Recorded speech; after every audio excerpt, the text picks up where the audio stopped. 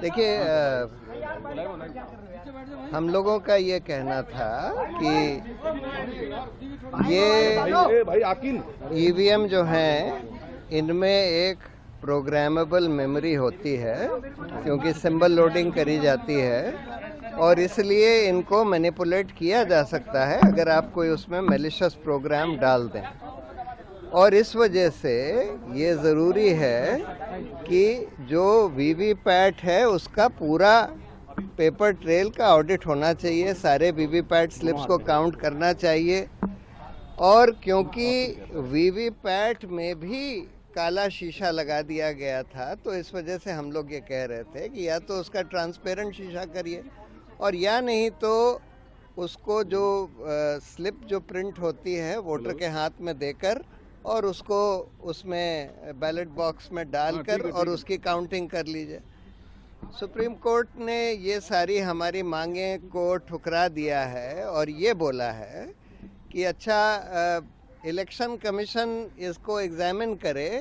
कि सारे ballot papers पर अगर हम वो डाल दें मार्क,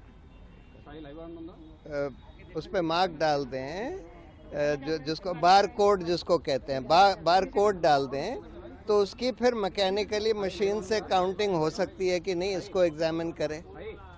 और दूसरा उन्होंने ये बोला है कि सिंबल लोडिंग यूनिट जो होती है, जिससे symbol loading constituency by constituency करी जाती है, उसको कम से कम 45 दिन तक चुनाव सील करके रखा जाए और चुनाव के बाद कम से कम 45 दिन तक रखा जाए, जिससे कि अगर कोई इलेक्शन पिटिशन फाइल होती है, कोई उसकी कोर्ट मांग करता है, तो उसको देखा जा सके। तीसरी बात उन्होंने ये बोली है कि जो इसमें इलेक्शन कमीशन ने बोला कि नहीं, इसमें जो मेमोरी होती है वो तो चिप में बर्न्ट होती है, और तो कोर्ट ने ये बोला है कि जो भी बर्न्ट मेमोरी है उसमें 5, हर असेंबली कंस्टिट्यूंसी में 5 ईवीएम यूनिट्स की बर्न्ट मेमोरी को एग्जामिन करने का नंबर 2 या नंबर 3 कैंडिडेट दरखास्त दे सकता है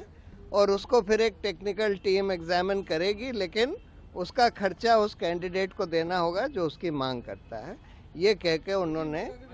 ये सारी पिटिशन डिस्पोज ऑफ कर दी। प्रशांत सर